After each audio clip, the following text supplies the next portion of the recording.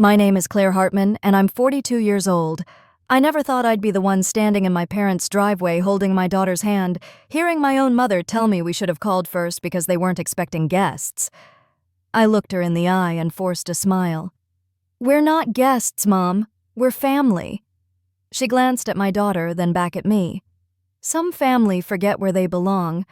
I didn't cry. I didn't argue. I just turned to my daughter and whispered, "Let's go. There's nothing for us here." Before I tell you the rest, let me ask, where are you watching from? Drop your city in the comments, and if you've ever had to walk away from people who claim to love you but only hurt you, hit that like button and subscribe. You're not alone. I wasn't always like this. I used to believe love meant loyalty no matter what it cost. I grew up in a small Oregon town in a pale green house with white shutters and a lawn my dad mowed every Sunday. It looked like a picture of safety. But what happens inside a home rarely makes it into the photo album. My daughter June was the only reason I turned the car around that day.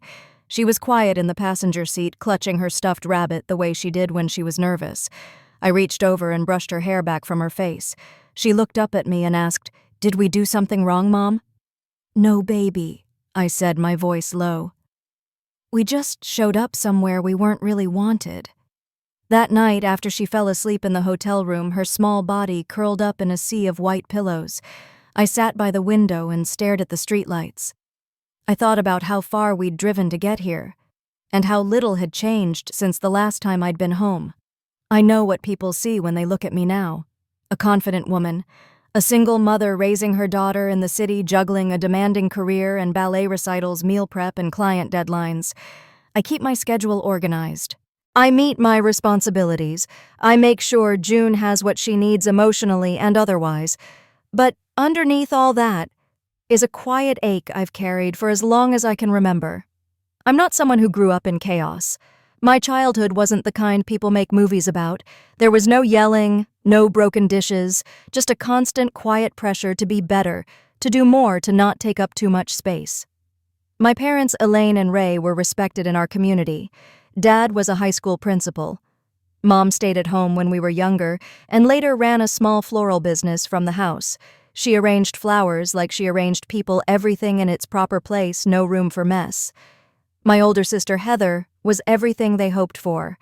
Popular, graceful head cheerleader, married before 25. Heather always fit the mold. I didn't. I loved books more than people. I was quiet, introspective. My world was made of journals and late-night thoughts, not dance routines or school fundraisers. I wasn't rebellious, just invisible. And I learned early that being invisible meant being ignored, but it also meant staying safe. June, though, she was born with this light in her. She's the kind of child who notices the way light reflects off a puddle, who hugs strangers' dogs, who asks questions most adults wouldn't dare. I didn't want her to grow up believing that love had rules or requirements. That's why I built our life away from everything I knew. We live in a modest apartment on the edge of Seattle. I work as a legal consultant for a firm that lets me set my own hours.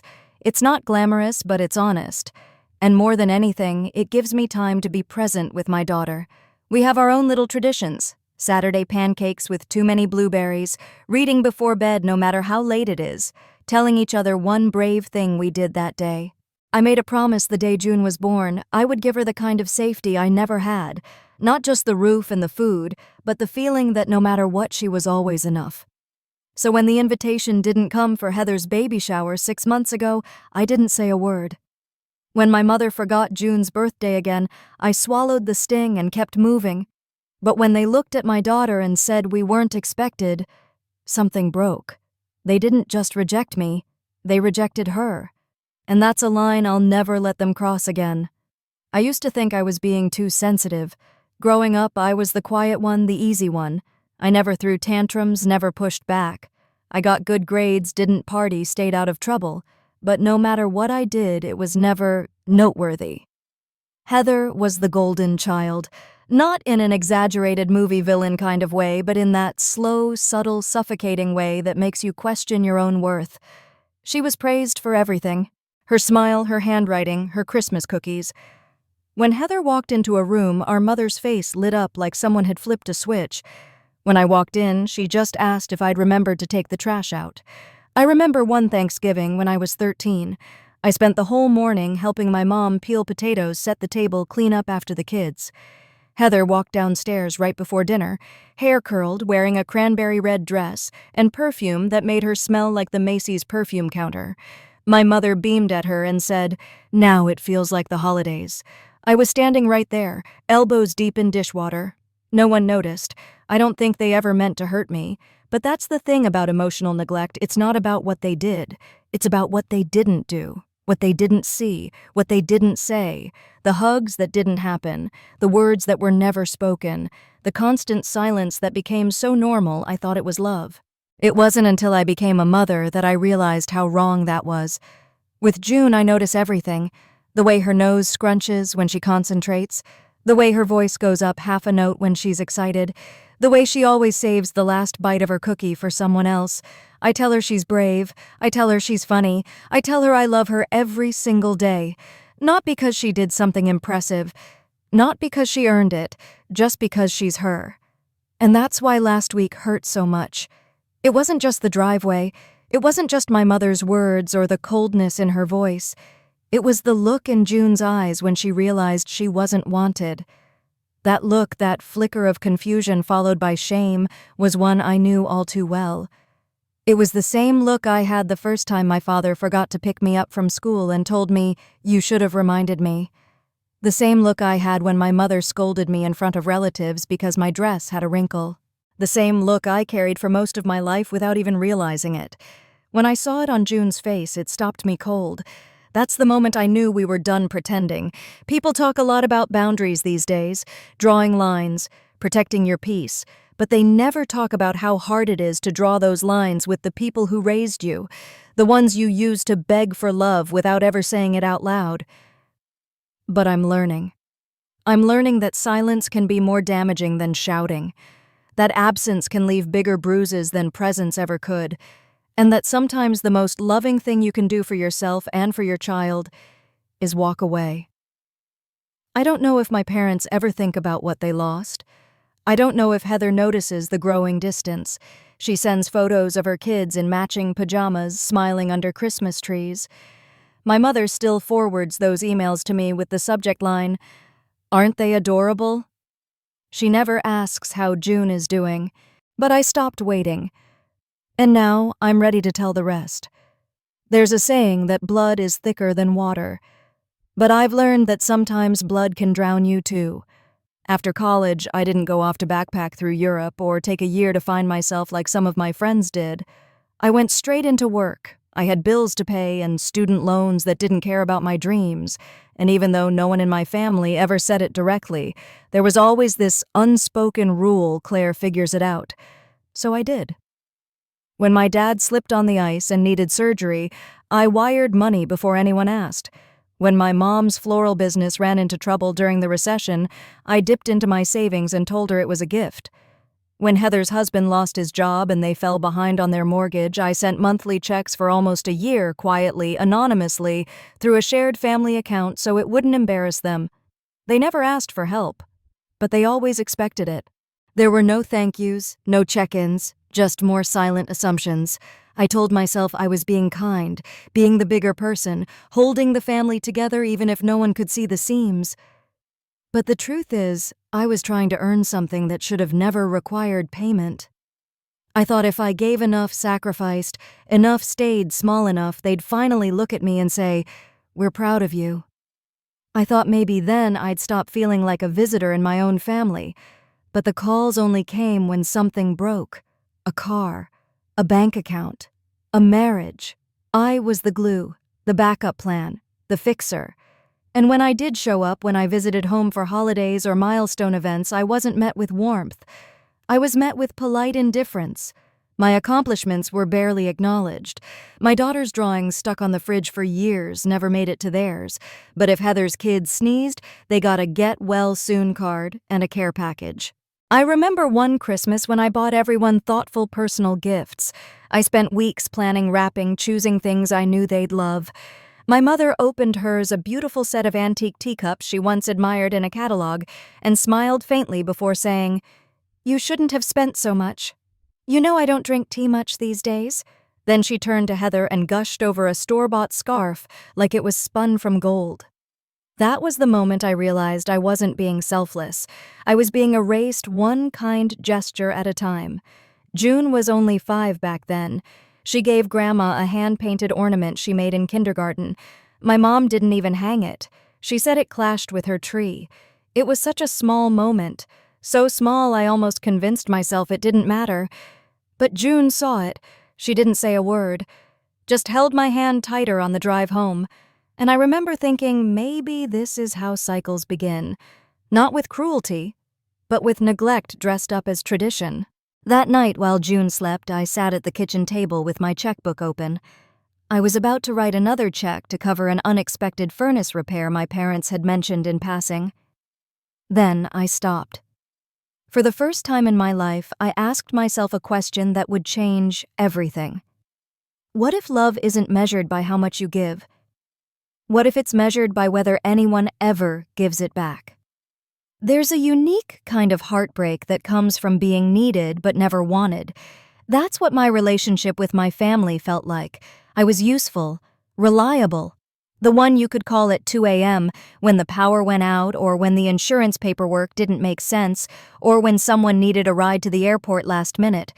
But beyond those moments, I was invisible. I tried to convince myself it didn't matter, that it was enough to be needed.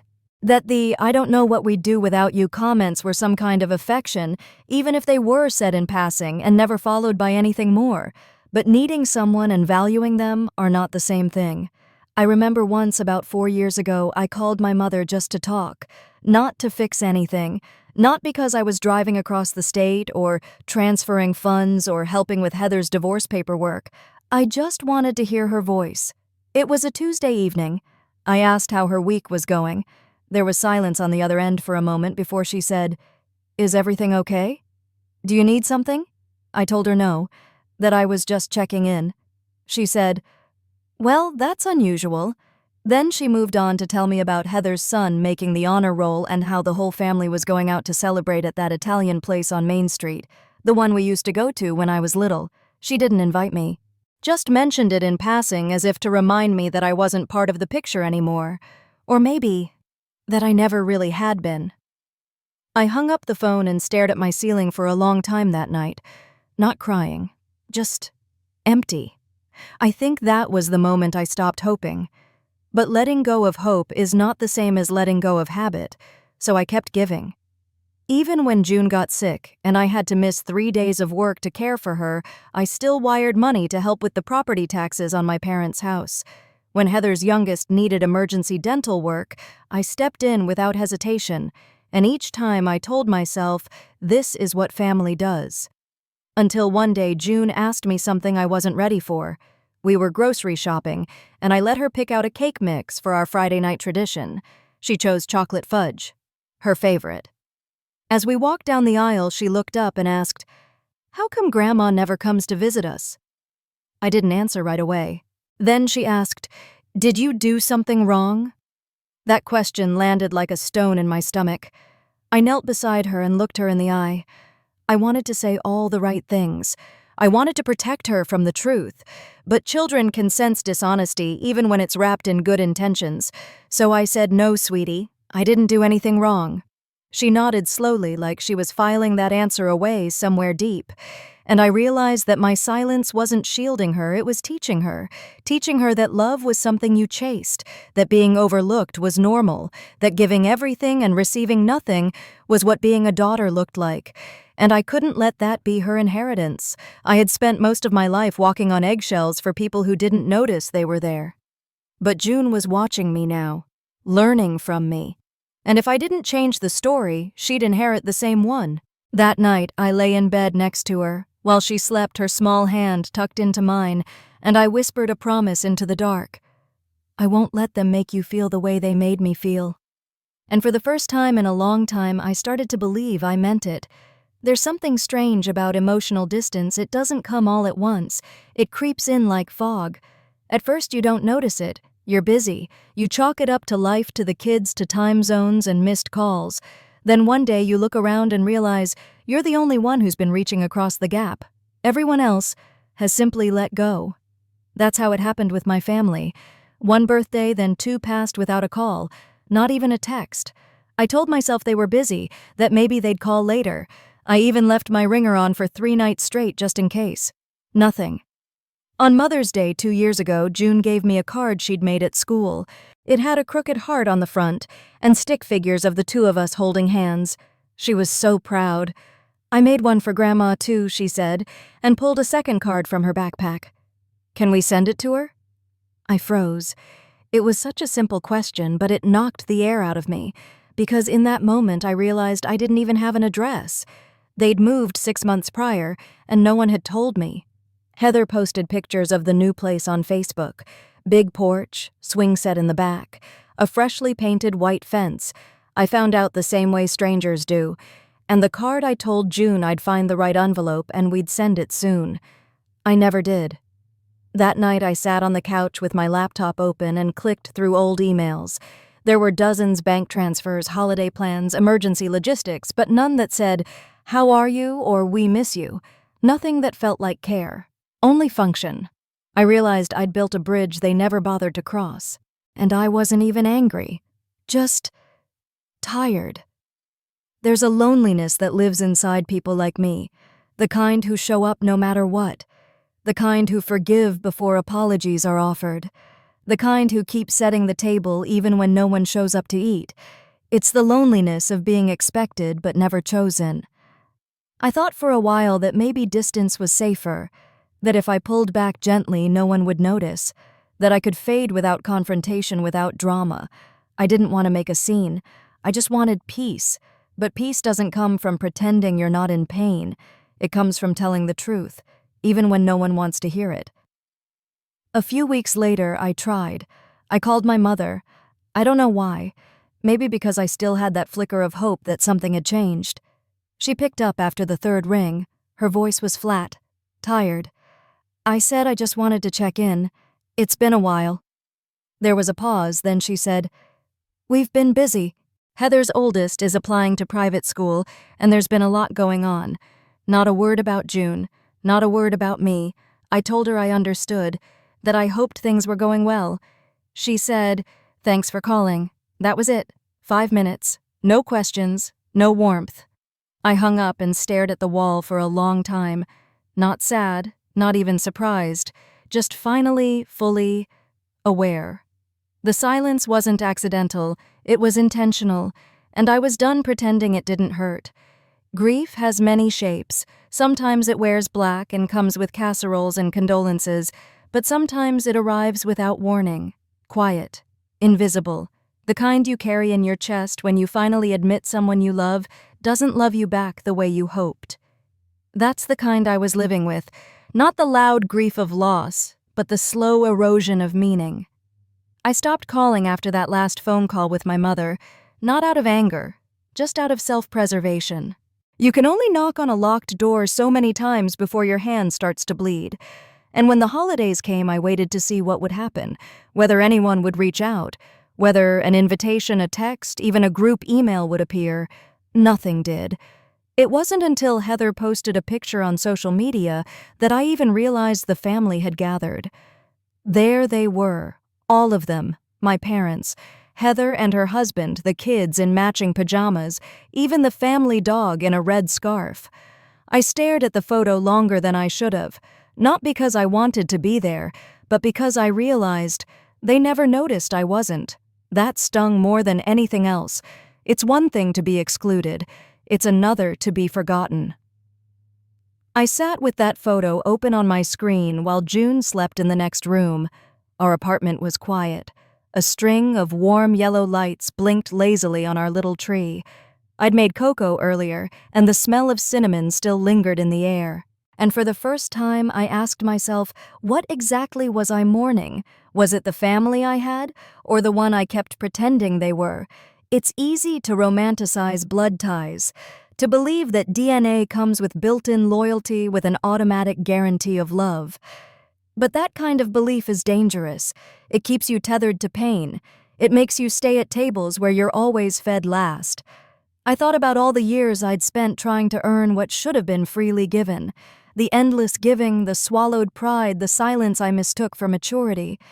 And I thought about June, my daughter whose laughter fills rooms, who leaves notes in my coat pockets that say, "You're the best mommy in crayon," who saves the last cookie for me even though it's her favorite kind. She deserved more than this story. She deserved a mother who didn't keep pouring herself into empty cups. So that night I made a decision. I wouldn't try anymore. Not with them. Not because I hated them. But because I loved myself enough to stop begging. And maybe that's what healing really is. Not a grand moment of closure, not a final confrontation or a perfectly written goodbye, but a quiet shift, a choice to stop showing up where you're not seen, a promise to protect your peace.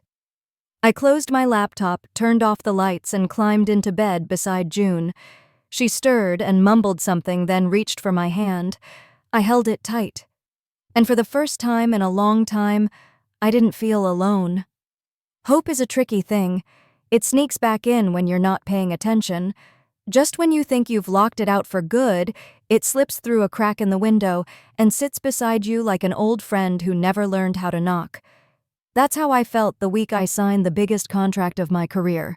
It was a Friday morning. June had a school holiday, so she was still in her pajamas building a Lego house in the living room. I was at the kitchen table with my laptop coffee-gone cold fingers hovering above the keyboard when the email came through. Subject line: final confirmation. Contract approved. I blinked twice before opening it. A tech startup I'd been consulting for over 6 months had closed its funding round. They wanted me on board as their lead legal strategist. It meant stability, flexible hours, generous pay, everything I'd quietly worked toward while raising June, handling cases, and learning to heal. I felt my chest swell, not with pride exactly, but with relief. A kind of quiet validation. Like I'd been walking uphill for years and had finally reached a point where I could see the view. June looked up and asked, "Mom, are you okay?" I smiled. Better than okay. She came over and climbed into my lap, even though she was getting too tall for that now. She wrapped her arms around my neck and said, "I knew you'd win." I didn't cry, not then. But something shifted in me. Something opened. Later that evening, while June was at a neighbor's house for a movie night, I poured a glass of wine and scrolled through my contacts. I paused at Mom, home. My thumb hovered. Then I moved to Heather. For reasons I still can't fully explain, I texted her. Just a short message, nothing dramatic. "Hey, just wanted to share some good news. I got a big promotion. It's been a long road, but it finally happened." I didn't expect a parade or even a phone call. But I thought, maybe this time she'd say something kind. Something simple, like, "Proud of you," or "That's amazing." Instead, her reply came 3 hours later. "Congrats. Hope it doesn't take too much time away from June." That was it. No exclamation point, no follow-up question, no curiosity about what it meant for me or how long I'd worked for it. Just a vague, passive-aggressive nod that somehow turned my success into a potential liability as a mother. I stared at the screen, thumb, twitching with words I wanted to send but didn't. Because what's the point? You can't force someone to celebrate you. You can't drag people into your joy and expect them to clap. Still, the next morning I woke up with the urge to try one last time. Maybe it was foolish. Maybe it was naive. But there was an upcoming family gathering, my mother's birthday, and for the first time in years I considered going. I imagined June handing her grandmother a homemade card. I imagined laughter, shared memories, maybe even a chance to start fresh. I thought maybe this new chapter in my life could be a new chapter with them too. So I called. My dad answered. His voice was formal, like I was a client, not a daughter. When I told him we were thinking of coming down for the weekend, there was a long pause. Then he said, "It's probably not a good idea." I felt my stomach drop. "Why?" He cleared his throat. "Things are already complicated enough. Heather and her husband will be there. We don't want any tension." I couldn't breathe for a second. "There's no tension." Another pause. "It's just, your presence tends to make things uncomfortable. For others." That word, presence, as if I were some kind of disruption, a weather pattern they hoped to avoid. I don't remember how I ended the call. I just remember staring at the wall in my kitchen, hearing June humming softly from the other room, and feeling something inside me collapse. They didn't want me there. Not even for one weekend. Not even to celebrate the woman who gave birth to me. And yet a part of me still whispered, maybe if you explain. Maybe if you apologize. Maybe if you just try harder. But I was done explaining.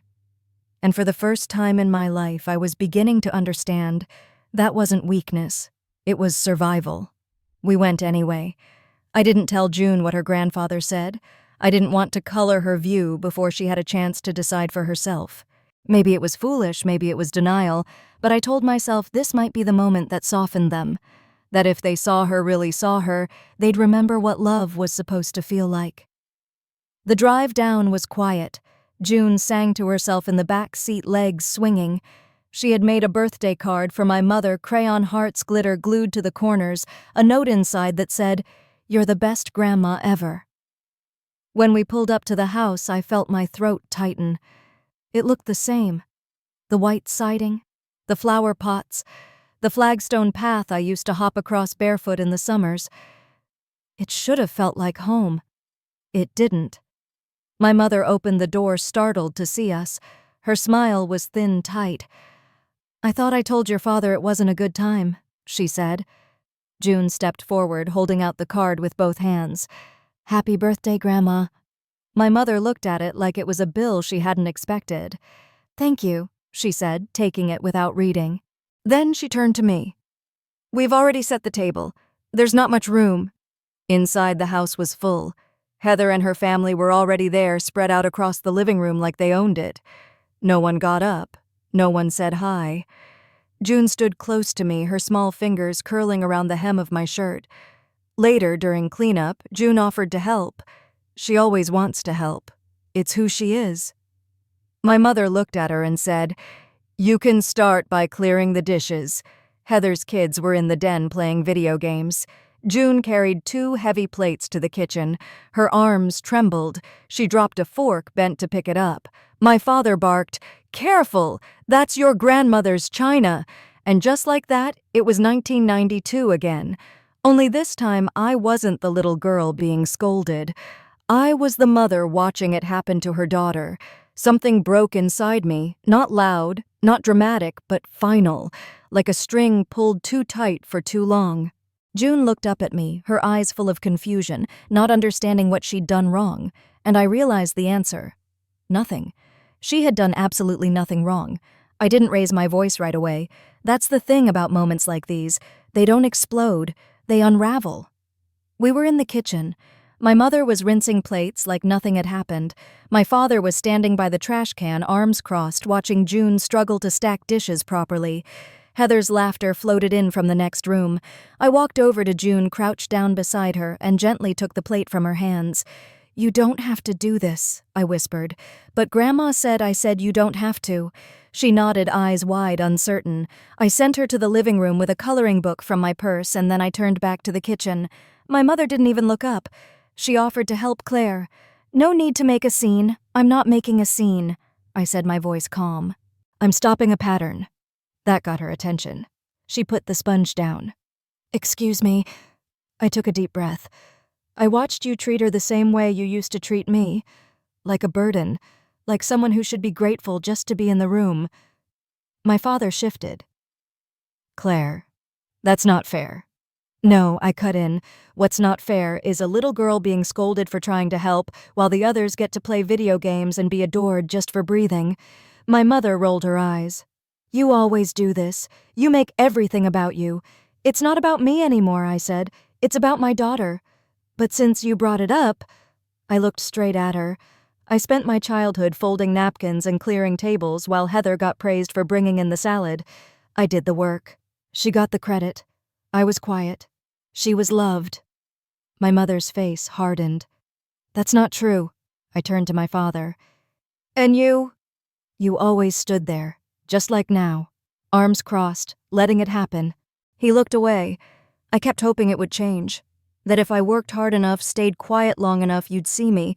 I thought if I gave you money, supported you through hard times, showed up for every crisis, then maybe one day you'd say, "Claire, we're proud of you." My voice cracked, but I kept going. I paid your mortgage for 2 years. I covered Heather's bills when she couldn't. I made sure this house didn't get foreclosed during the recession.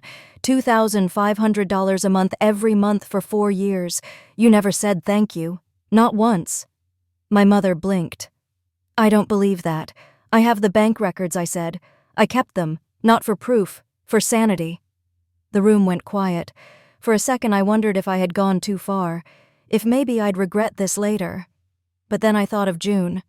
The way her shoulders dropped when my father raised his voice, the way she looked at me silently asking if she had done something wrong. And I knew I hadn't gone far enough. "I'm done begging for love in this house," I said. "I'm done offering pieces of myself just to be tolerated." My mother crossed her arms. "So what now? You storm out and blame us for everything wrong in your life." I stepped back, not angry, not defensive, just clear. "No," I said. "I thank you. Because now I finally understand. Understand what my father asked. That this isn't my home," I said. "And it never was." Then I walked out, not slamming the door, not crying, just walking. And with every step, something heavy lifted. We drove in silence for a long time. June sat in the back seat, curled up against the window, her bunny tucked under her arm. I glanced at her in the rearview mirror every few minutes, hoping she'd fall asleep, hoping I could have just a little time to fall apart quietly. But she stayed awake. We crossed the bridge out of town just as the sun was setting, painting the sky in streaks of pink and orange. It would have been beautiful on another day, a normal day. But today, it felt like the kind of sky you only see when something important is ending. I don't remember what song was playing on the radio. I only remember the sound of June's voice, small and careful. "Are we ever going back there?" I gripped the steering wheel tighter. "No, sweetheart," I said. "We're not." She didn't ask why. She just nodded, then turned her face toward the glass again. And I knew she understood more than she let on. When we got home, I didn't unpack right away. I put June to bed, kissed her forehead, then sat down at the kitchen table and opened my laptop. The screen glowed in the dark room like a window to a different life. I logged into my online banking account. There it was, an automatic monthly transfer labeled Family House Support. It had run like clockwork for almost 4 years, $2,500 on the 15th of every month. A quiet, unspoken lifeline, my penance, my peace offering, my way of being useful. I hovered the mouse over the cancel button. A wave of hesitation rose in my chest, not because I doubted my decision, but because I realized how many years I had believed that giving was the only way I could stay connected to them. If I wasn't giving, what was I? I took a deep breath and clicked. "Cancel recurring payment," the screen asked. Yes, it was done. No calls, no letters, no drama, just a clean break. I closed the laptop and stared at the quiet apartment. It wasn't fancy. The walls were a little scuffed, the furniture mismatched. But it was mine. Ours. Built from the ground up on late nights' honest work, and the kind of love that doesn't need to be earned. I thought I'd feel guilty. But what I felt was light. Not euphoric, not triumphant, just lighter. I poured myself a glass of water and stood by the window watching the city breathe below us. The world kept moving. Lights flickered on in other buildings. Cars passed. Somewhere, someone was laughing, and for once I wasn't trying to hold everything together. I thought about the decades I spent trying to prove I was good enough, the unreturned favors, the polite indifference, the way my name was always left off invitations, but my bank account was never forgotten. They didn't love me for who I was. They loved what I could do for them, and I had finally stopped doing it. The next morning, there were voicemails on my phone, 1 from Heather, 2 from my mother. I didn't listen to any of them, not because I was angry, because I was done. June came into the kitchen rubbing her eyes and climbed onto one of the stools. I poured her a glass of milk and sat across from her. "Did we do something wrong?" she asked. I reached for her hand. "No, baby," I said. We just finally stopped doing things for people who treat us like we don't matter. She looked at me for a long time, then nodded. Okay, she said. Can we make pancakes now? I smiled. Yeah, let's make pancakes. And just like that, the day began. Not with regret, but with freedom. The days that followed were quiet. Not the peaceful kind of quiet, the heavy kind. The kind that settles in your bones after you've finally stopped running only to realize how tired you really are. I went back to work. I answered emails. I packed June's lunch. I folded laundry and made sure the bills were paid. On the outside, nothing had changed. But inside, everything had. There were moments when I'd catch myself reaching for the phone, out of habit, to share something funny, June said, to send a picture of her latest drawing, to tell anyone that I finally got the corner apartment I'd been waiting for. Then I'd remember. There was no one on the other end anymore. It's strange, really, how you can grieve something that was never fully yours. I wasn't mourning a loss. I was mourning a hope, the hope that maybe eventually they'd change, that they'd soften, that they'd see me. That hope was gone now, and in its place was something I didn't quite know what to do with. Emptiness. One night, about a week after we got back, June was brushing her teeth when she looked at me through the mirror. Are you sad? She asked. Her voice was gentle, not accusing, just curious. I paused, unsure of what to say. Part of me wanted to protect her, to smile and say I was fine, but I'd done enough of that, so I said the truth. Yeah, I think I am. She nodded and rinsed her mouth. Then she said, Me too. I sat on the edge of her bed that night, watching her fall asleep. Her breathing was slow, steady. One hand rested on her stuffed bunny, the other curled beneath her cheek. She looked so small in that moment, so brave. And all I could think was, I don't want this to shape her the way it shaped me. I don't want silence to be her language. I don't want her to learn that love has to be earned. I don't want her to carry the weight of my wounds. So the next morning I did something I never thought I'd do. I Googled a family therapist. Not for them, for us. I found someone with warm eyes and a calm voice, someone who said words like generational cycles and boundary repair and emotional scaffolding. It sounded clinical, almost too academic for what I was feeling. But I booked the appointment anyway, because I needed help, because I didn't know how to stop the bleeding inside me, because June deserved more than a mother who only knew how to survive. At our first session, I told the therapist everything. About the silence, the subtle digs, the years of trying and giving and being overlooked. About the moment in the kitchen when June dropped the fork and my father raised his voice. And I said, I know it wasn't that big of a deal. But it felt like everything broke open at once. The therapist didn't rush to reassure me. She just nodded and said, It makes sense that your body kept the score even when your mind tried to minimize it. I cried then, not because I was sad, but because I finally felt seen, really seen. Not for what I could do, not for what I'd survived, but for who I was. And I realized something else in that moment. This wasn't the end of the story. It was the beginning of a new one. One I got to write. One June would never have to edit herself into. Healing doesn't look like what I thought it would. It doesn't happen in a single sweeping moment. It's not a big speech or a final confrontation. It's not clean or cinematic. It's slow, uneven, full of awkward pauses and small, silent victories. Like the way June started drawing again. She hadn't touched her crayons in weeks, not since we came back from my parents' house. Her pictures had always been full of color-wild, joyful, chaotic scribbles that told stories only she understood. But lately, she'd been drawing blank houses, people without faces, quiet. Then one afternoon, she sat down with her markers and began to sketch.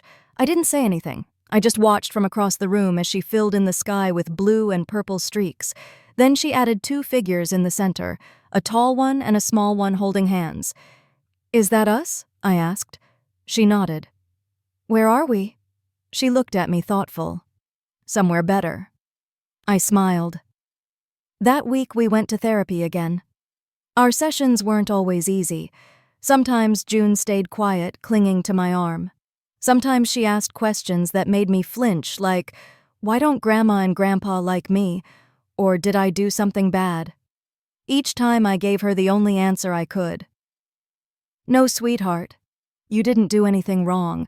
Some people don't know how to show love the right way, but we do. And that's enough." I was learning too, learning how to sit with discomfort instead of fixing it. How to name my feelings without apologizing for them. How to forgive myself for staying too long in places that didn't love me back.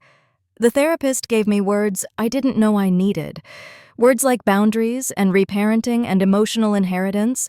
She said, "You're not just healing yourself, you're building something brand new for both of you." And I believed her, because it was in the little things now. The way June started sleeping through the night again without calling out for me in the dark. The way I stopped checking my phone for messages that were never coming. The way Sunday mornings became pancake mornings again, with music playing in the background and flour on our cheeks. We made new rituals, new traditions. We planted herbs on the windowsill. We danced in the kitchen. We told each other the truth even when it was messy. And slowly the grief began to loosen its grip. Not disappear, just loosen. I didn't expect my parents to call, and they didn't. There was no apology, no attempt at reconciliation. But for the first time, I wasn't waiting for one. I wasn't holding my breath. I was breathing fully, finally.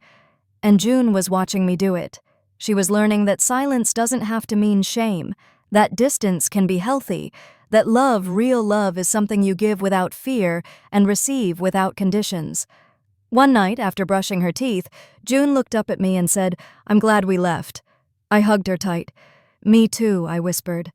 And I meant it. It started with a text from Heather. Just one line. "Is there any chance we could talk?" I stared at it for a long time.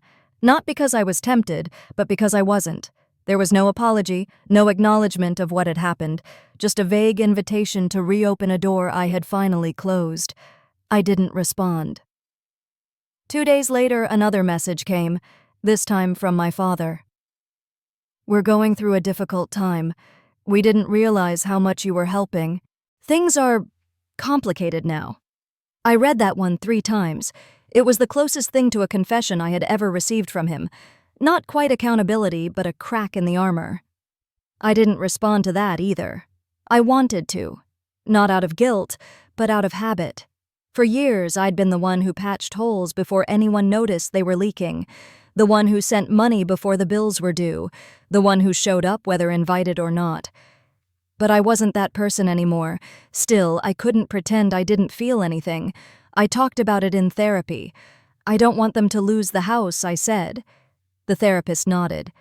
"But do you want to be the one who keeps them from losing it?" That question echoed for days. It wasn't just about money. It was about the story I'd been telling myself my entire life, that my role was to hold everything together, that if I stopped, everything would fall apart, and that would be my fault. But it wasn't. It never had been. A week later, my mother called. I didn't pick up. She left a voicemail. Her voice was tight-clipped. She didn't say she missed me, didn't mention June, just said, "I don't know why you've turned your back on us, but I hope someday you realize what family really means." I sat at the kitchen table and listened to it twice. Then I deleted it. Because here's the thing about family, it's not defined by obligation. It's defined by care, by effort, by mutual respect. And when that's gone, what you're left with is just a shared history and a last name. That doesn't mean I wished them harm. I didn't. But I no longer believed it was my job to save people who never thought to save me. Instead, I focused on the life I was building. June and I were doing better than ever. She was laughing more, drawing again, sleeping soundly through the night. Her teacher sent a note home saying how confident she'd become in class. "She's blooming," it said. And she was. So was I. I was still figuring things out, still healing, still learning how to live without waiting for the next emotional ambush. But I was also living with more clarity than I ever had before. One afternoon, June and I were walking home from the park when she said, "I think we're strong." I smiled. "What makes you say that?" "Because we didn't let the bad stuff win." I looked at her, my brave, brilliant girl, and realized she was right. We didn't let the bad stuff win. Not by pretending it didn't hurt, but by telling the truth, by choosing something better, by letting go of what no longer served us, even when it looked like love. Forgiveness doesn't come with a parade. There's no music, no gold star, no sense of triumph. It's quiet, messy. Sometimes it feels like betrayal of yourself, of your pain. Like you're letting someone off the hook who never even asked to be let go. I wasn't ready to forgive them, not entirely. But I started thinking about what forgiveness actually meant. Because the truth is, I didn't want to carry the anger anymore. I didn't want every memory of my childhood to feel like a bruise. I didn't want every voicemail from my mother to twist my stomach into knots. I didn't want June growing up watching me flinch every time someone mentioned the word family. I didn't want to be owned by what they did or didn't do. So one afternoon, while June was at art class, I sat on the floor of the living room with a cup of tea and a blank notebook. I wrote a letter I would never send. I started with Dear Mom and Dad. Then I wrote everything I'd been holding back, not the accusations or the heartbreak. That had all come out already. This time I wrote the truth behind the pain, the longing. I told them I used to wait for their praise like air, that I measured my worth by how they looked at Heather, that every time I was left out, I told myself it was because I wasn't enough, not because they were wrong. I told them I was angry, not just for what they did, but for what I lost because of it.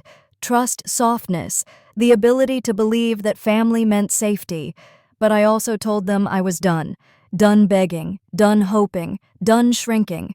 And in that same breath, I told them I forgave them, not because they earned it, not because they asked, but because I was tired of carrying them on my back like ghosts. I closed the notebook and felt something shift inside me, not release exactly, but a loosening. It didn't mean I wanted them back in my life. Forgiveness doesn't always mean reconciliation. Sometimes it means walking away without dragging the weight of bitterness behind you.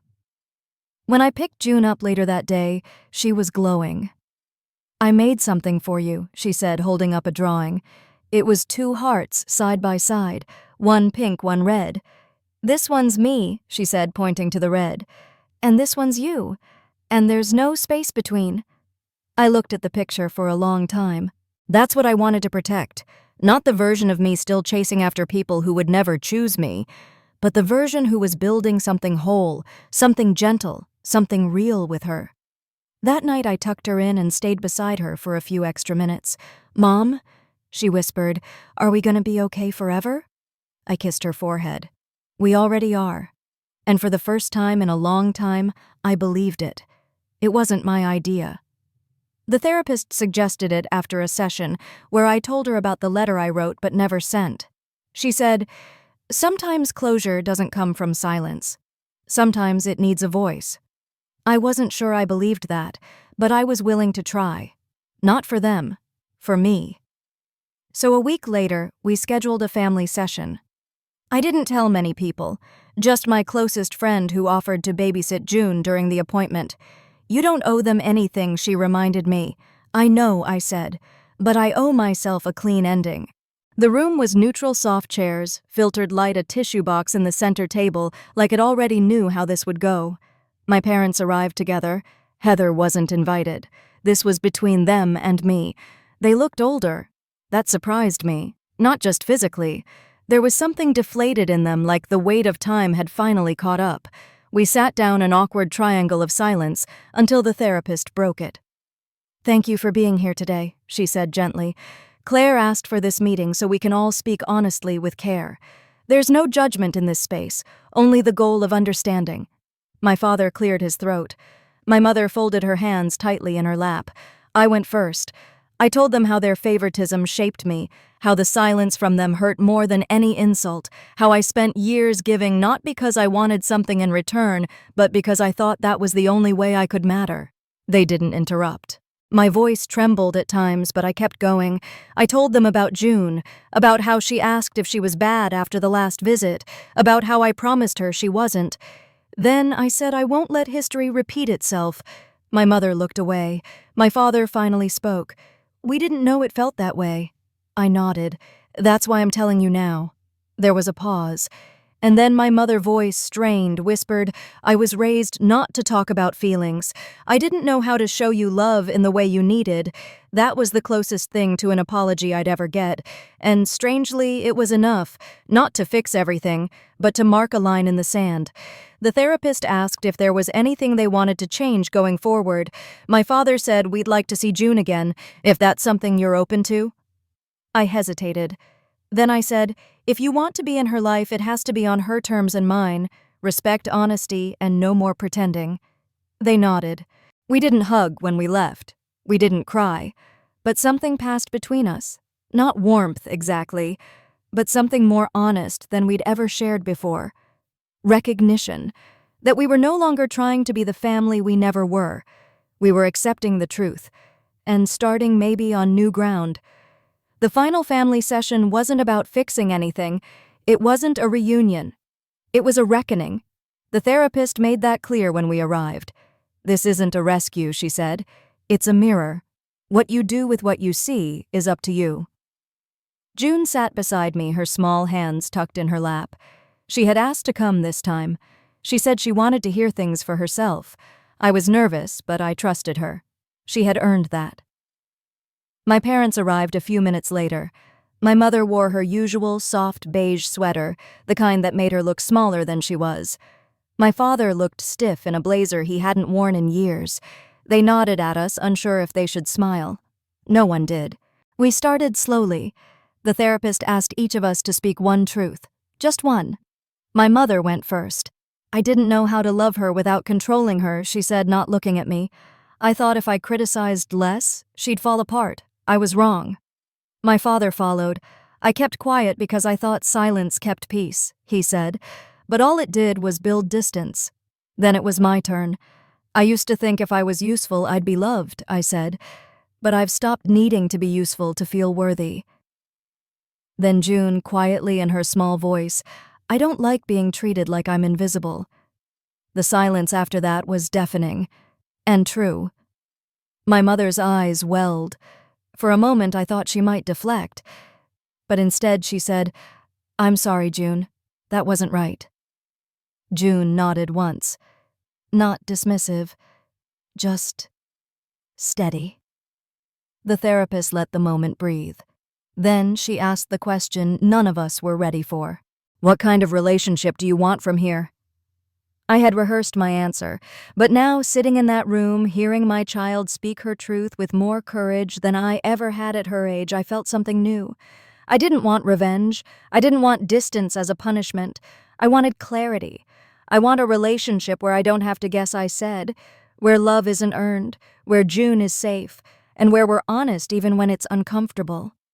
My father nodded. "We can try." "I need more than try," I said gently. "I need commitment, boundaries, and a willingness to repair, not repeat." My mother looked tired, but clearer than I'd seen her in years. "What does that look like?" she asked.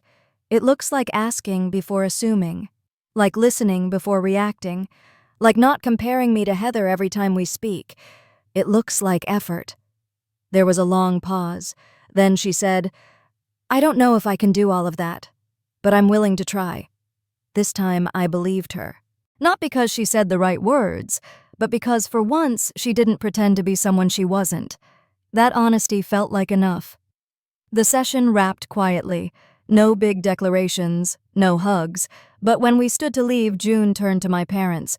"You can come to my art show next month," she said. "If you want." They both smiled, unsure. "We'd like that," my father said, and it felt real. Not perfect, but real. In the car on the way home, June looked out the window and said, "That was weird." "Yeah," I said. "Weird, but maybe a little good." She thought for a second. "I think it was honest. That's better than good."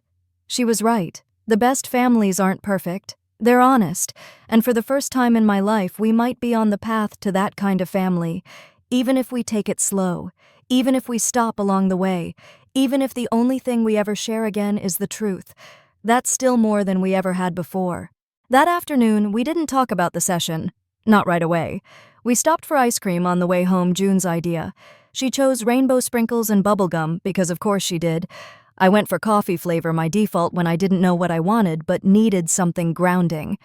We sat on a bench outside the shop, letting the sun warm our shoulders. The wind was soft, just enough to stir the leaves. It was an ordinary day, which made it feel extraordinary.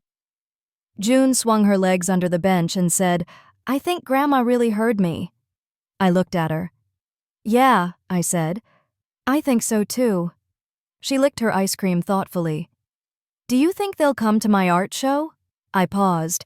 "They said they would, but even if they don't, you'll still be amazing." "You know that, right?" She smiled. "I know." And I could tell she did. She had grown so much. Not just taller, not just braver, but steadier, like some invisible weight had been lifted from her shoulders. Maybe from mine, too. After we got home, June headed to her room to draw, and I curled up on the couch with a blanket and a book I'd been trying to finish for months. But I didn't open it. Instead, I watched the light shift across the floor, golden and lazy. I listened to the quiet, not heavy, not lonely, just calm. I thought about all the years I had spent waiting to be chosen, waiting to be understood, waiting to feel safe, and how none of that ever came the way I expected. But what did come, this stillness, this freedom, this honest connection with my daughter, it was better. Not louder, not more dramatic, just better.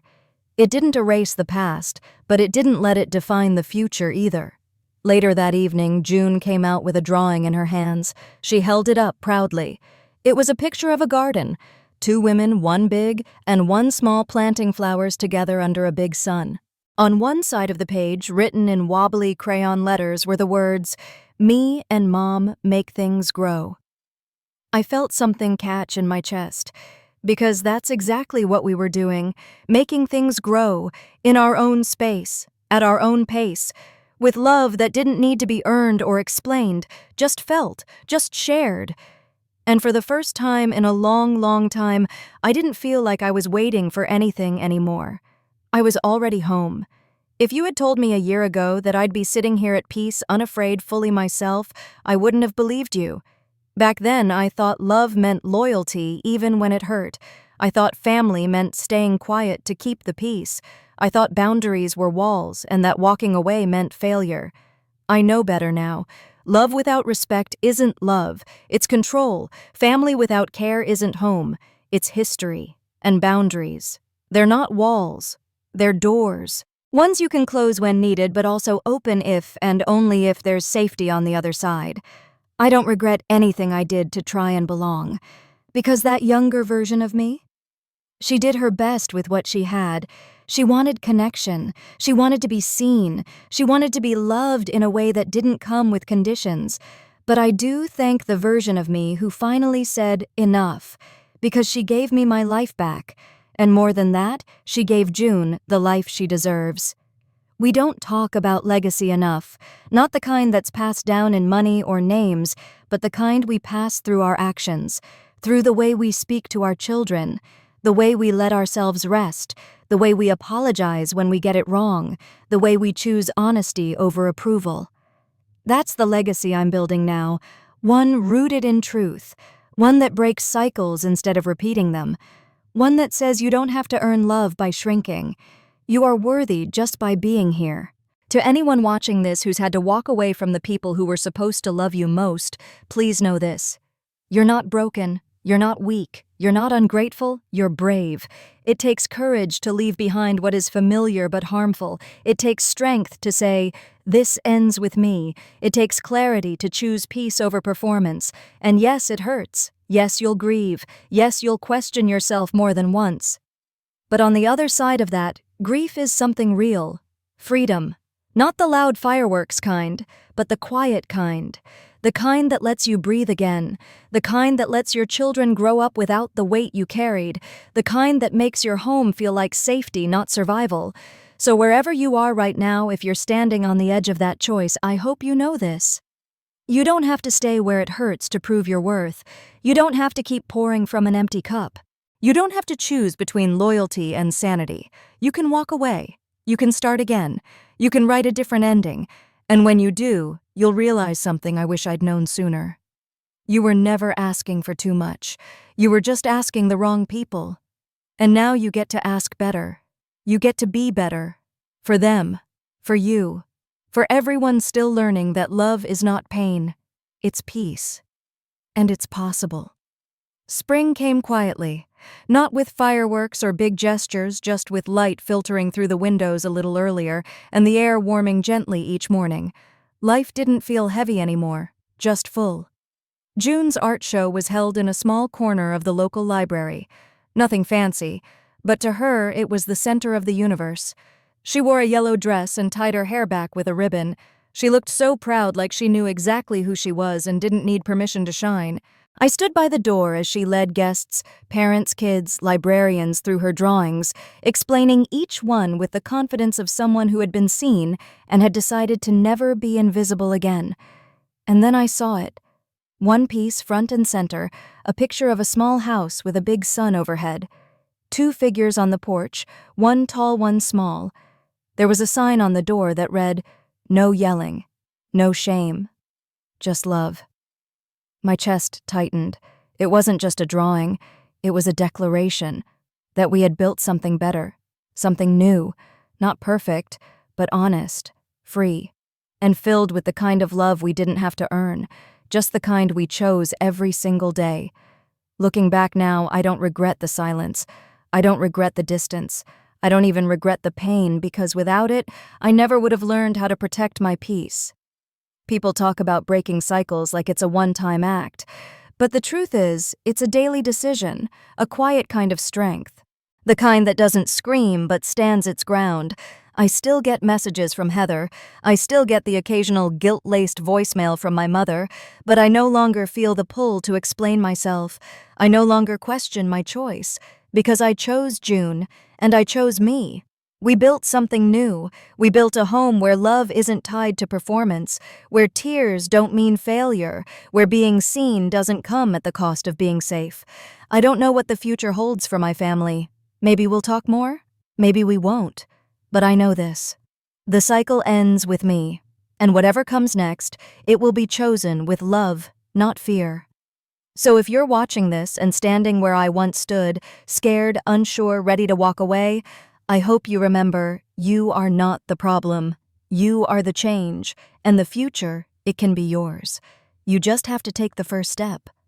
If there's one thing I've learned, it's this: love shouldn't hurt. It shouldn't require silence or sacrifice or shrinking yourself just to fit into someone else's comfort zone. Real love feels safe. It honors your boundaries. It grows when you're seen and still accepted. And family isn't just who raised you. It's who respects you, who listens, who chooses you back. I know how hard it is to walk away from parents, from siblings, from the people who made you believe you weren't enough. I know the guilt, the second-guessing, the nights you stare at the ceiling, wondering if you're the villain in someone else's story. But hear me now. Choosing yourself is not selfish. Protecting your child is not dramatic. Drawing a line is not betrayal. It's love, it's clarity, it's survival, and after that, it's freedom. If this story reminded you of your own, if you've ever felt like the outsider in your own family, please know this. You're not alone, you're not broken, and you deserve peace.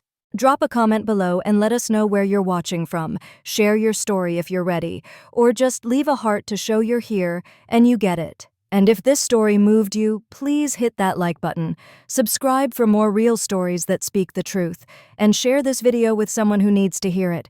Because maybe, just maybe, your voice is the first step in someone else's healing too. And that's how we break the cycle. Together.